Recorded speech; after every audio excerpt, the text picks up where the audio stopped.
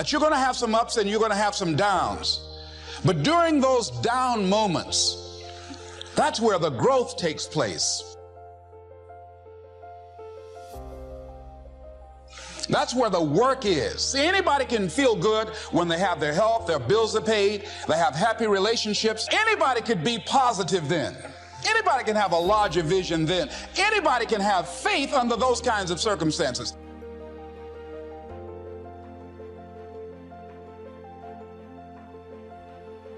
The real challenge of growth, mentally, emotionally, and spiritually, comes when you get knocked down.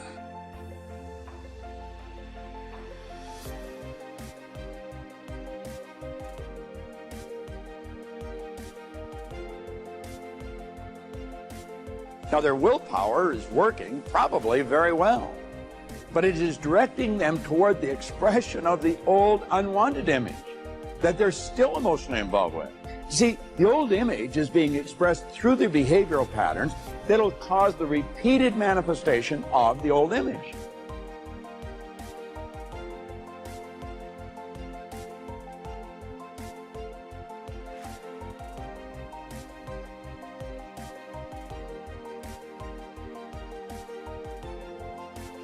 And they get the same results over and over and over and over again. They're on a diet forever.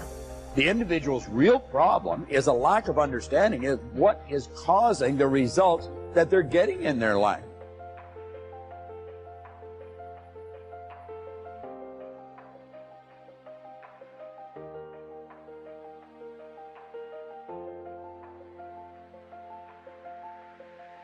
Results they do not want. The results they're attempting to change. They view their behavior as the cause of their unwanted results. And they repeatedly attempt to be persistent in changing those behavioral patterns, but fail time and time again.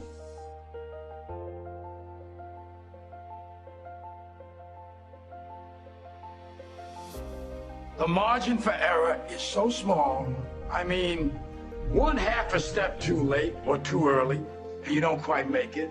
1/2 second too slow, too fast, you don't quite catch it. The inches we need are everywhere around us. They're in every break of the game, every minute, every second. Our deepest fear is not that we are inadequate. Our deepest fear is that we are powerful beyond measure. It is our light, not our darkness, that most frightens us. Dig deep down and ask yourselves, who do you want to be? Figuring out for yourselves what makes you happy, no matter how crazy it may sound to the people. Make a choice. Like, just decide what it's going to be, who you're going to be, how you're going to do it. Just decide. We can stay here, get the shit kicked out of us, or we can fight our way back into the light. We can climb out of hell. 1 inch at a time. We, to a great extent, behave, think, react because of some previous experience that we've had. One of the things that we know about life is that it is always changing. Sometimes you're up, sometimes you're down. Sometimes things go real well, and sometimes they don't. Sometimes you're happy, and sometimes you're sad. Now that's that thing called life.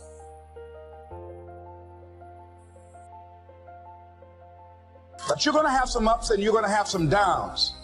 But during those down moments, that's where the growth takes place.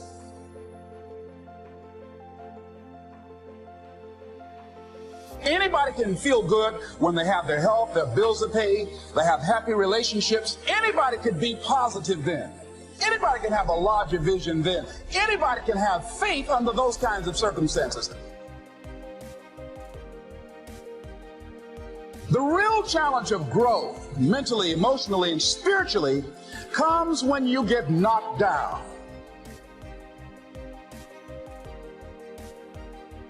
How you handle it, that's where the growth takes place. Differential of somebody winning and losing has nothing to do with their genetics, has nothing to do with their potential.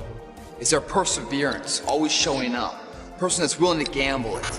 If you show up, then you have a chance. If you don't show up, the outcome's simple. Never there, like an audition. If you show up to the audition, there's a chance you might get the part. If you're too scared to show up and you sit back at home, wondering what if and everything else, no one in hell is gonna call you an opportunity because you weren't present. The winners always show up. They're willing to lose in order to gain. Big mental thing there, guys. This body, as great as you are, as sharp as you make the arsenal, it can't do anything if you don't have confidence in yourself. We all fall down in life. The question is, who gets back up? You go after and you give it all you have. If you lose, at least you try, man. I failed. It's 10 times more of a man than someone said, what if? Because what if never went to the arena. When you guys find a fear, that fear will either create you or destroy you. I love fear, and the reason why, behind every fear is a person you want to be. Fear is self-imposed, meaning it doesn't exist. You create it, you can destroy it too. It's an intangible. If you face your fears, guys, you will realize it's not that big. And once you face it, you go, oh my God, man, I spent all this time running from it. It was so small. If I just faced it, my God, not only did I face it, I beat it back, energy's never lost, transferred. That negative energy, that fear, is destroyed. It comes back in its confidence. You're like, what else am I capable of? What else am I holding my back from that I'm capable of more? Where am I running from I don't need to? What else can I overcome? You face your fears, you become the person you want to be. You run from your fears, you're not living. You're alive, but you're not thinking the freedom.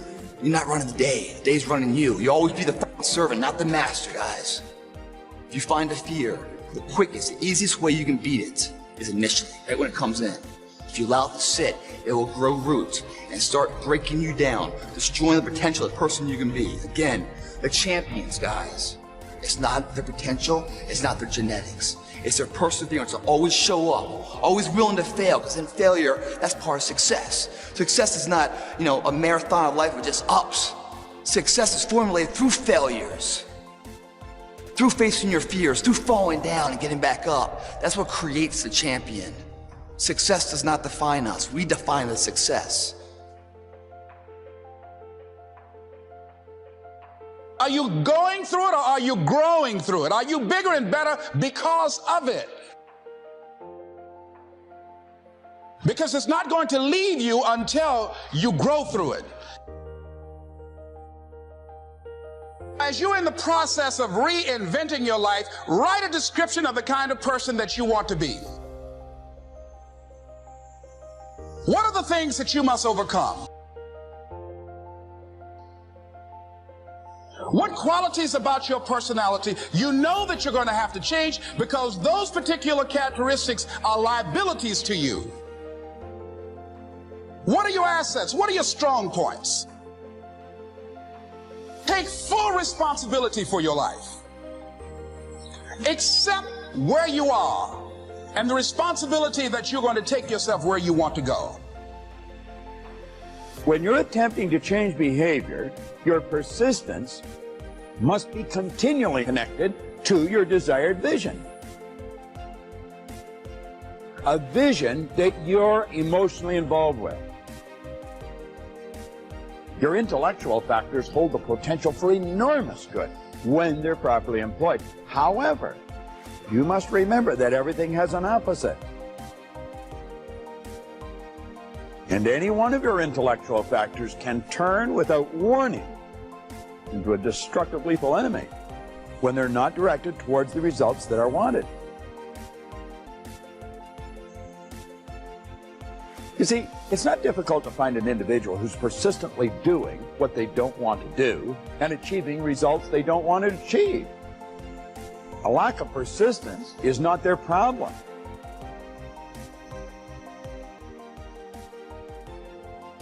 How they're using their persistence is. Ignorance and paradigms are the enemy that we must defeat. Everyone is persisting. Our objective must be to put persistence to work for us rather than against us. And you can either let it destroy your life or you can build upon it. You can decide that you're going to stand up to life.